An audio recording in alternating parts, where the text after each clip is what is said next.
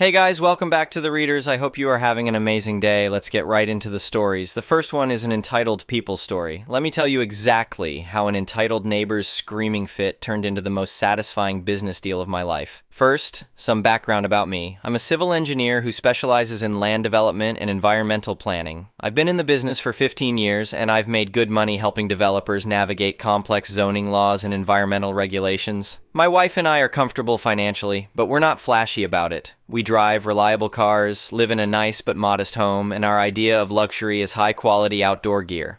We love camping, but not the crowded campground kind. We practice what's called leave-no-trace camping, which means we camp in a way that leaves absolutely zero impact on the environment. We use lightweight, minimal equipment, pack out every piece of trash, and choose remote spots where we won't bother anyone. It's peaceful, it's responsible, and it connects us with nature in a way that feels genuine. That's what brought us to the lot that Friday evening in late September. I'd been driving past this particular piece of property for months on my way to a client's development project about 20 miles out of town.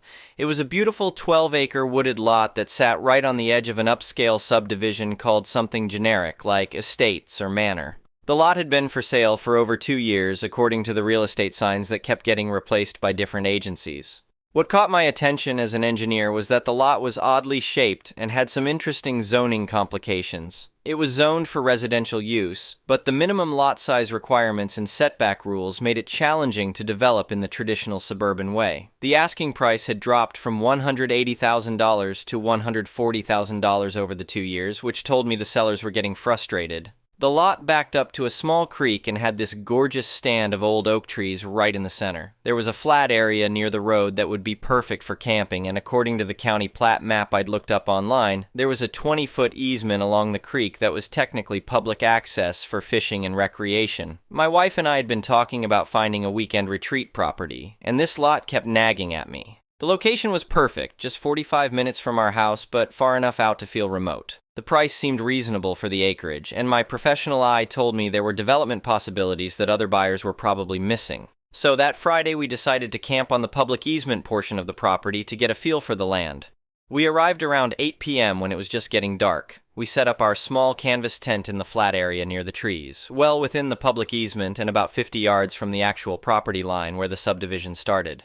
Our setup was minimal but high quality. We had a compact wood-burning stove, a small solar lantern, and our tent was the expensive kind that looks more like a canvas cabin than typical camping gear. We brought enough firewood for one evening, carried in bottled water, and packed all our food in bear-resistant containers even though there weren't any bears in the area. Everything we did was designed to leave zero trace. The subdivision that bordered the property was exactly what you'd expect from a place with estates in the name. These were large, expensive homes on 2- and 3-acre lots, the kind of place where people drive luxury SUVs and worry about their property values. The houses were set back from the road behind gates and long driveways, and every lawn looked like it came out of a magazine. Saturday morning started peacefully. We were up early, brewing coffee on our compact stove and enjoying the quiet sounds of the creek. That's when I first noticed the dog. It was a beautiful golden retriever, clearly well-fed and well-groomed, wearing an expensive collar but no leash. The dog came trotting through our campsite like it owned the place, sniffed around our tent, and then proceeded to squat and relieve itself right next to our fire pit. I'm not anti-dog by any means, but as someone who practices leave-no-trace camping, I was annoyed. I grabbed my phone and took a time-stamped photo of the dog and the mess it left, more out of habit than any real plan to use it later. In my line of work, I document everything. My wife suggested we should clean it up, which we did, but I made a mental note that someone in the subdivision was letting their expensive dog run loose on property that didn't belong to them. The dog trotted off toward the biggest house visible through the trees, a massive stone and stucco place that probably cost more than most people make in 5 years. I could see a large wooden deck and what looked like professional landscaping extending right up to where the property line should be. We spent the morning hiking around the lot, and I was getting more interested in it by the hour. The land had good drainage, mature trees, and the topography was perfect for building. The creek access would be a huge selling point, and I could already see how someone could put in a small private road and build a nice retreat home without disturbing the best features of the land. I was taking some photos and making notes in my phone when my wife pointed toward the big house. Someone was watching us with binoculars from their deck. That's when things started to get interesting.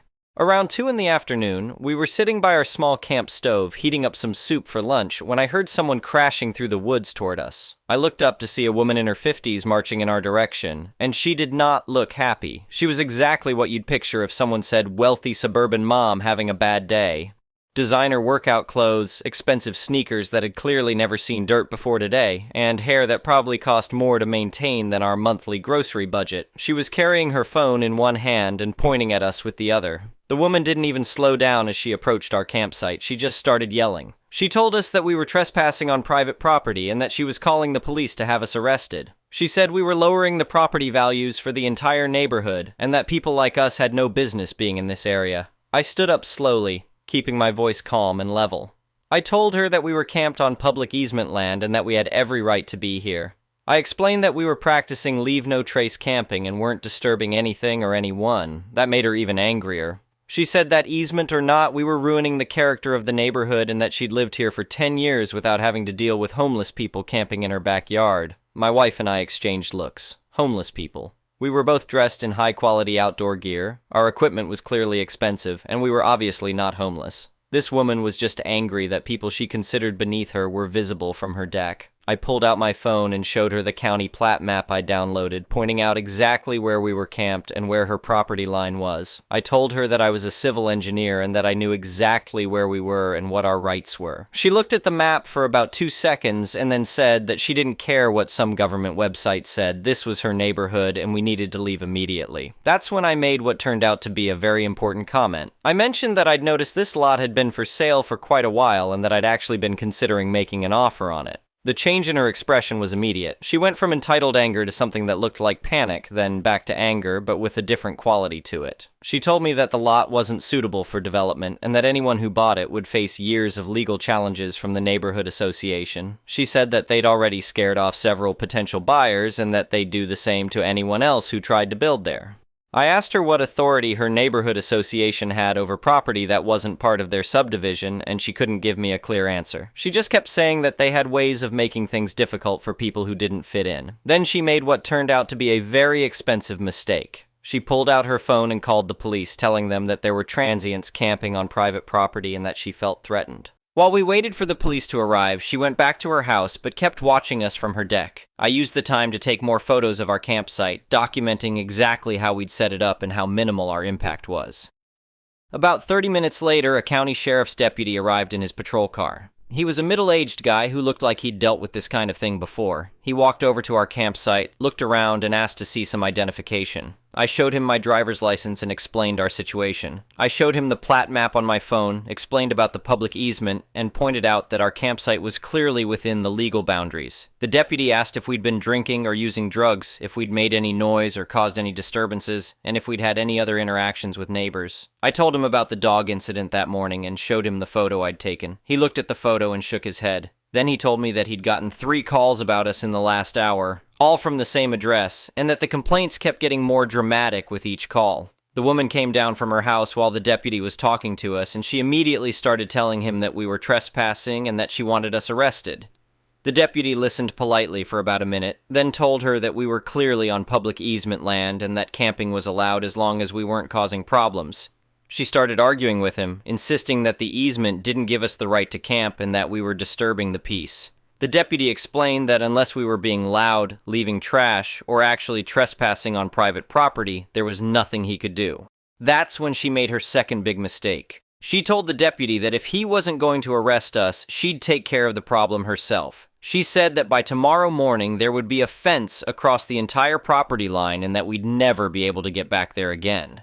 The deputy's tone changed immediately. He told her very clearly that she couldn't block a public easement and that threatening to take the law into her own hands wasn't something he wanted to hear. She backtracked quickly, but the damage was done. The deputy asked me if I felt threatened by her comments, and I said that I didn't, but that I was concerned about potential property damage or harassment.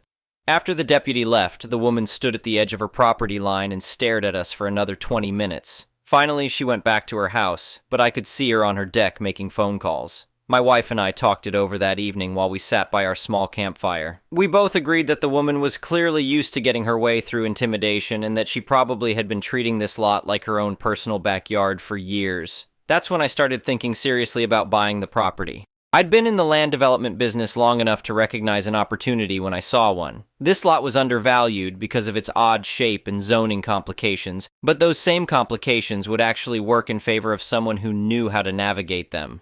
The woman's threats about scaring off other buyers made me think that she and her neighbors had probably been actively interfering with previous sale attempts. If that was true, then an all-cash offer with a quick closing might be very attractive to sellers who just wanted to be done with the headache. More importantly, her assumption that she could control what happened on property she didn't own told me that she'd never dealt with someone who actually understood property law and development regulations.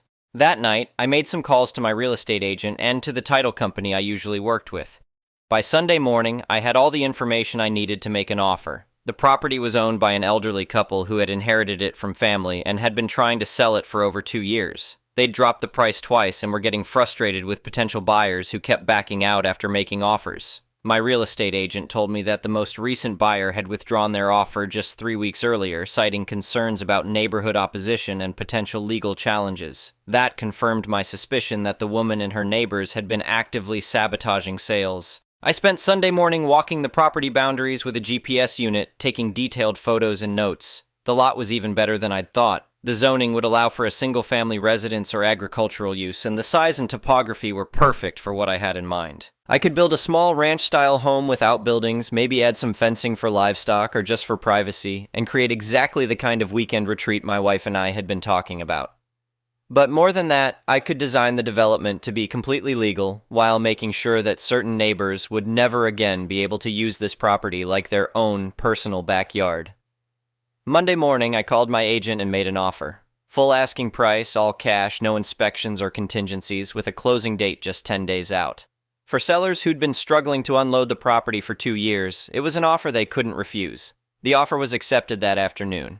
I didn't tell my wife about the specific details of what I was planning until after we'd signed the purchase agreement. When I finally explained my idea, she looked at me for a long moment and then started laughing. She said that after 20 years of marriage, she should have known that making threats to an engineer was never going to end well for the person making the threats. The closing was smooth and quick. The elderly sellers seemed almost relieved to finally be done with the property, and they mentioned that they hoped whoever bought it would actually use it and enjoy it instead of just letting it sit empty. I assured them that I definitely had plans for the property. The day after closing, I drove out to the lot to do some preliminary surveying work. As I pulled up, I could see the woman from the big house was in her yard with her dog, clearly assuming that the camping incident was over and that she'd won.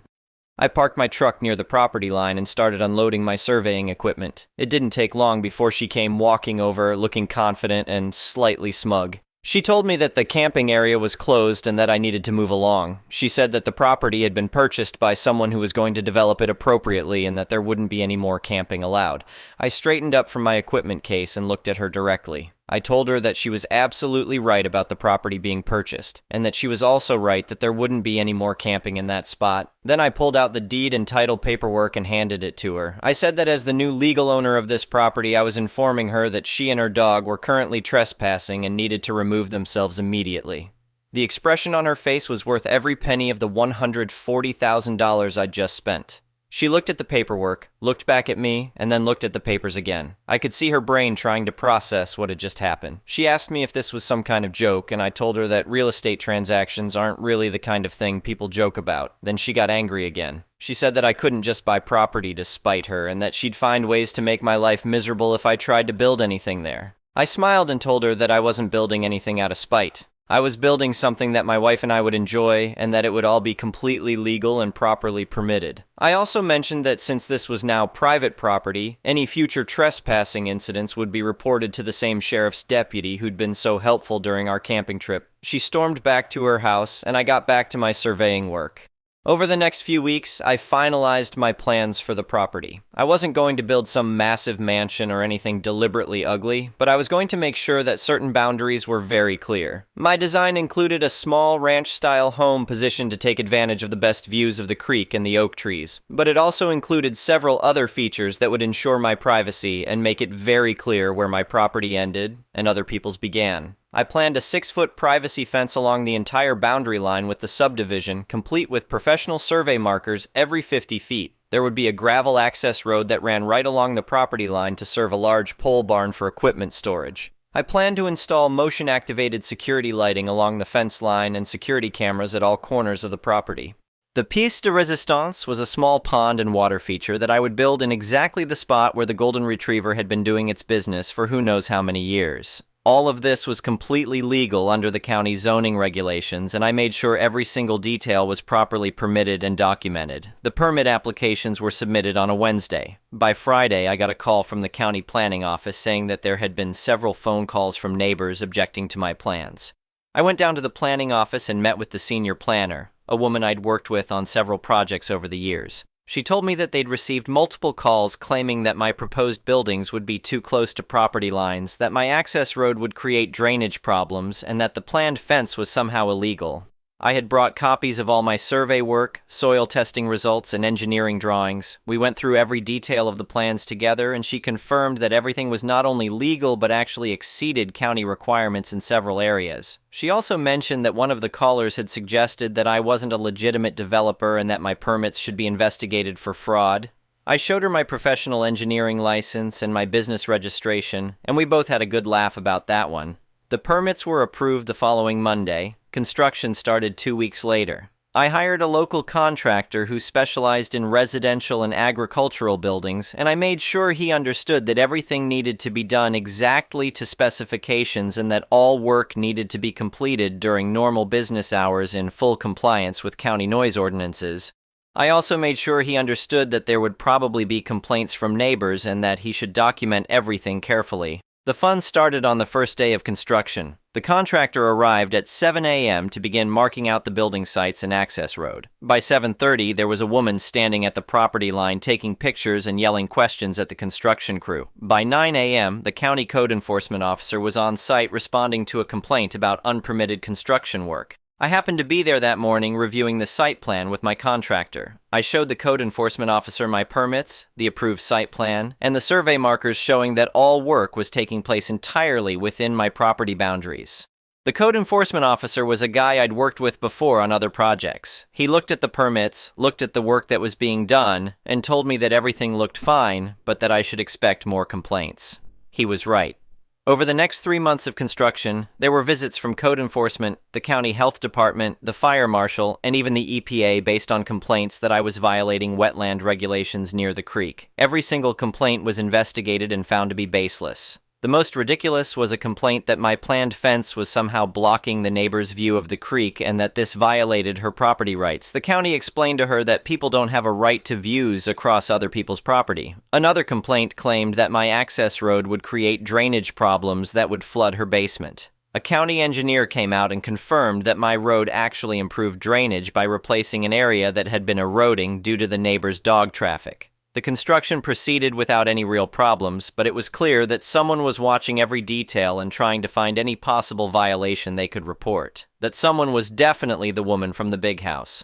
I saw her almost every time I visited the construction site. She would stand at her property line with binoculars, taking photos and making notes. Sometimes her husband was with her and they would have intense discussions while pointing at different parts of my project. My contractor told me that she had approached his workers several times, asking them questions about what they were building and whether they were sure they had the right permits. He instructed his crew not to engage with her beyond being polite and professional. The fence was the first thing completed, and it made an immediate difference.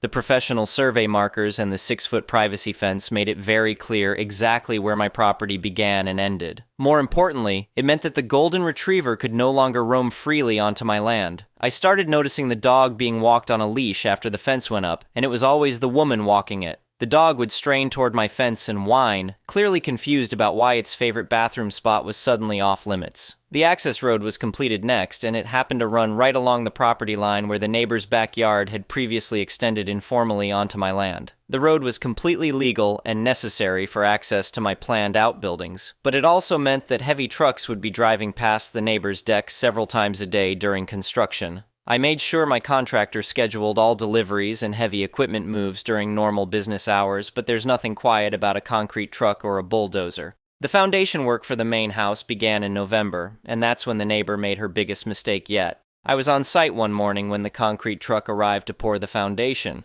The truck driver was positioning the vehicle to reach the foundation forms when the neighbor came running out of her house screaming that the truck was on her property. The truck was actually a good 10 feet from the property line, but she positioned herself in front of it and refused to move, saying that she was making a citizen's arrest for trespassing. The truck driver, understandably, didn't want to deal with an angry woman throwing herself in front of his vehicle. He called his dispatcher, who called the police.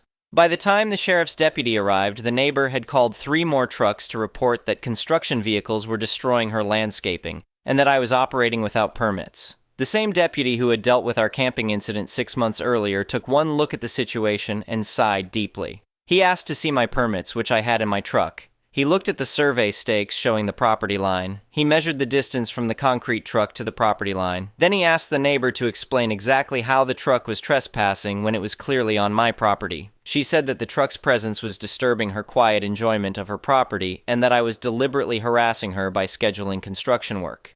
The deputy explained to her that construction work during normal business hours on someone's own property is not harassment and that she could not block legal construction activities. He also mentioned that this was his 4th call to this address in 6 months and that continuing to file false reports could result in charges against her. That seemed to calm her down, but I could tell she was furious. The foundation pour went smoothly after that, and construction continued through the winter months. By spring, the main house was framed and roofed, the pole barn was nearly complete, and I had started work on the water feature that would replace the spot where the neighbor's dog used to roam. The pond was designed to be both beautiful and functional. It would provide drainage for the property, create habitat for local wildlife, and serve as an attractive feature visible from the main house. It was also positioned in exactly the spot where I had photographic evidence of the neighbor's dog trespassing 6 months earlier. When the excavation for the pond began, the neighbor was back at her fence line taking pictures and making phone calls. I'm sure she was trying to figure out if there was some regulation that would prevent me from digging a pond on my own property. The pond project required permits from the county environmental office, which I had obtained months earlier. The design included proper erosion controls, native plants for the borders, and a natural filtration system that would actually improve water quality in the small creek. Everything was approved and inspected, but that didn't stop the neighbor from calling in complaints about potential environmental damage. By summer, the main house was nearly complete. It was a modest ranch-style home with large windows facing the creek and the oak trees. From the outside, it looked like exactly what it was, a well-designed weekend retreat that fit naturally into the landscape. But the view from the neighbor's house was now completely blocked by the privacy fence, and the access road meant that there was regular vehicle traffic right along their property line. The pole barn was finished and fully functional, large enough for storing equipment and supplies, but also designed to block any remaining view the neighbor might have had of the creek from their deck. The pond was beautiful when completed, with native stone borders and a small waterfall feature. Wildlife started using it almost immediately, and it became a peaceful focal point for the property. It was also clearly visible from the neighbor's upper floor windows, a constant reminder of exactly who owned this land now. The security system was the last major component to be installed. Motion-activated lights along the fence line, cameras at all 4 corners of the property, and a gate system for the access road that could be controlled remotely. The security system wasn't really necessary for protection, but it was very effective for documenting any future trespassing incidents. I also installed a small sign near the gate that read, "Private property, no trespassing, owner is a licensed engineer, all violations will be prosecuted." The first time I stayed overnight in the completed house was on a Friday evening in late July, almost exactly 1 year after our first camping trip. My wife and I brought a bottle of good wine and sat on our new deck, looking out over the pond and listening to the creek. As the sun was setting, I noticed movement in the neighbor's backyard and saw the woman standing at her fence line, looking toward our house. I raised my wine glass in her direction and smiled. She went inside immediately and turned off all the lights that faced our direction. The property turned out to be everything we'd hoped for as a weekend retreat. The house was comfortable and well-designed, the pond attracted all kinds of birds and wildlife, and the sound of the creek was incredibly peaceful. But the real satisfaction came from knowing that we'd taken a situation where someone thought they could intimidate and bully us into leaving, and turned it into something positive for ourselves. The neighbor never approached us again directly, but there were still occasional indirect attempts at harassment. Someone started leaving bags of garbage near our gate, which our security cameras clearly documented being thrown from a vehicle that looked suspiciously like the neighbor's SUV. Someone called in complaints about loud parties that never happened. Someone reported that we were operating an illegal business because delivery trucks occasionally brought supplies to the property. Every complaint was investigated and found to be baseless, and each false report was documented by the county. After about 6 months of this pattern, I decided it was time to have a direct conversation about the situation. I printed out copies of all the security camera footage showing the garbage dumping incidents, along with copies of all the false reports that had been filed about our property. On a Saturday morning, I walked over to the neighbor's house and rang their doorbell. The woman answered the door, saw who it was, and immediately tried to close it.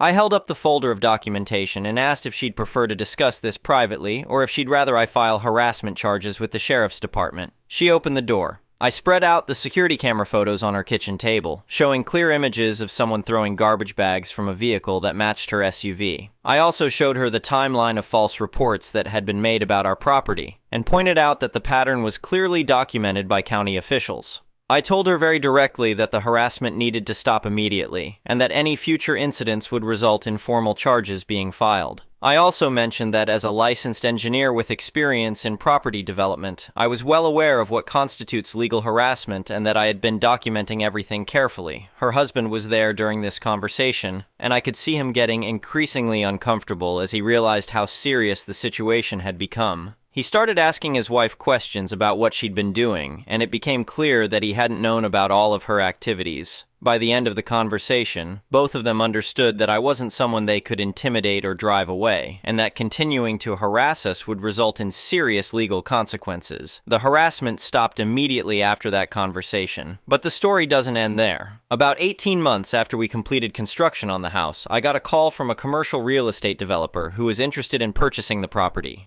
It turned out that our little ranch had become something of a local legend in real estate circles. The story of how we'd turned a harassment situation into a profitable property development had gotten around, and other developers were interested in the land because of its location and the quality of the improvements we'd made. The developer's offer was substantial, more than double what we'd paid for the raw land plus all construction costs. My wife and I talked it over for about a week. We'd enjoyed our time at the property, but we'd also proven our point and were ready to move on to other projects. We accepted the offer. The closing was scheduled for a Friday afternoon, and we planned to move our personal belongings out over the weekend before that.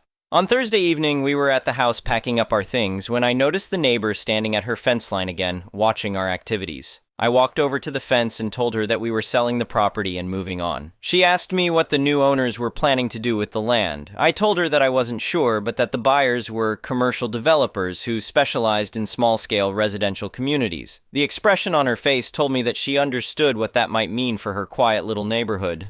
Before I walked away, I reminded her that she'd had a chance to buy this property at any point during the 2 years it was on the market before we came along. I mentioned that if she'd been less focused on trying to control property she didn't own and more focused on actually purchasing it, she could have kept it exactly the way she wanted it. Instead, she'd taught me a lesson about opportunity that I'd never forget. Sometimes the best investments come from other people's mistakes. The closing went smoothly, and we were officially done with the property as of Friday afternoon. But we drove out there one last time on Sunday morning to make sure we hadn't left anything behind. As we pulled up to the gate, we could see surveyors already at work on the property, and there was a large sign near the road announcing plans for a small residential development called Creekside Estates. The neighbor was standing in her driveway, staring at the sign. I rolled down my window and waved goodbye as we drove past. She didn't wave back. 2 years later, I heard through my professional network that the development had been completed and that property values in the neighborhood had actually increased because of the quality and design of the new homes.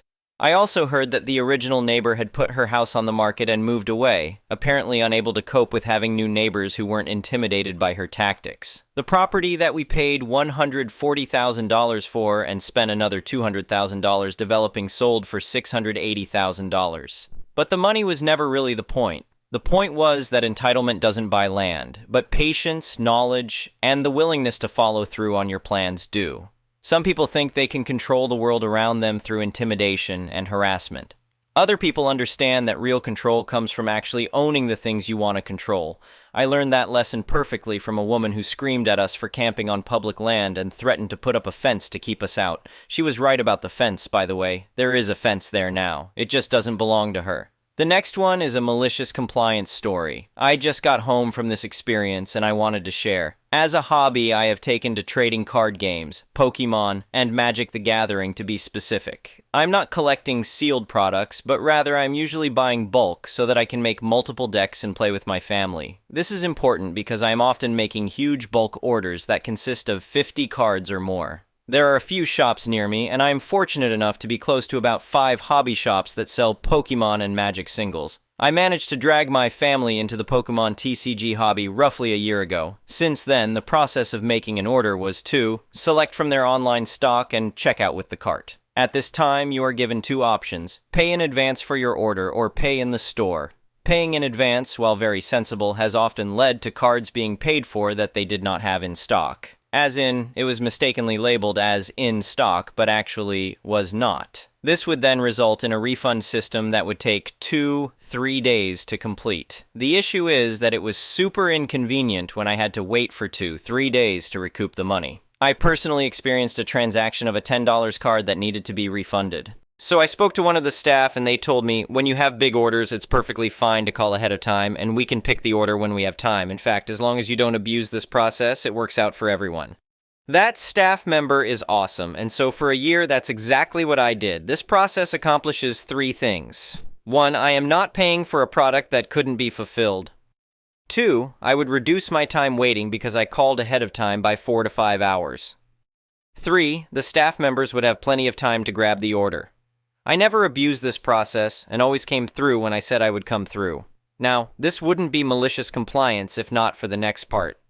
About 2 months ago, me and my family took the dive into Magic the Gathering because Commander is a blast. This has caused me to start hoarding cards again and making decks for myself and for my family's usage. So I was back into the swing of things again, making 50+ single card orders from this shop that I loved very much. During my usual 4-hour in advance phone call, I was told, "Hey, you have to stop calling in these orders. It's store policy to only pull orders that have been paid for. We won't be pulling your cards until they are paid for." Weird. I was told otherwise, but I will ask them when I get there. So, I get there to pick up and pay for my order and tried to explain that this process was something that a previous staff member told me was A-okay, and even encouraged. There were 2 staff members and they both responded again with a very terse and repeated message of, "It's store policy." The message was fine enough, but the tone and rudeness had me floored. They told me from now on, prepay for all of my orders and then come to pick them up. So here is where the malicious compliance begins. It was clear what they wanted me to do: prepay and show up. So a few weeks later, what I did was scroll through their inventory and started the blingification of my decks. I proceeded to spend roughly 40 minutes scrolling through their online inventory and adding to my cart with various amounts of most holofoil basic land card I could find for under $1. For those of you who aren't familiar, these basic lands are pretty cheap, $0.10 minus $0.60 each. They also are categorized by sets and as individual printings, so each basic land has its own set and its own foil print version. This means that they would need to hunt each land by set and by foil print. I had carted roughly 100 cards that they would need to hunt through at least 40 different sets. They would also need to specifically find the foil only of the basic lands. Even more, I gave them an hour of time to pick the order. An hour, while definitely not a lot of time, is more than enough to grab this order. When I get there, it was one of the 2 guys that had reinforced the new method of ordering. Even better, he was swamped. He hadn't even started my order. I would have loved to give him the 4 to 5 hours that I normally would give, but it was store policy that I stop calling in advance and just order, pay, and show up. So I wait. I asked if they started my order. He quickly responded with, "Yes, I am getting to it." I think that even he knew that this would have been much easier if I had called 4 hours in advance like I normally would. This may be strange to say, but I was very happy that there were 4 cards that were not available for the order. So I had paid for 4 cards that I would never see fulfilled. Do you remember the staff member that was awesome? Yeah, he showed up about 30 minutes into my wait, and he asked if I had been waiting for a long time. I had said that it was about 30 minutes. For my wait, he had given me one of the tournament participant packs, and I had actually pulled a $30 card. Roaming Throne. The exchange was made. I waited 40 minutes. 4 cards were missing. I plan on approaching their social media or shop owner and ask for clarification from the establishment on what I should be doing in the future. That will be something I do in the near future, but for now, I feel vindicated. The staff member had to frantically hunt for the cards and even had to tell me that there were cards missing. All things that the previous system avoided. Anyway, thank you for watching.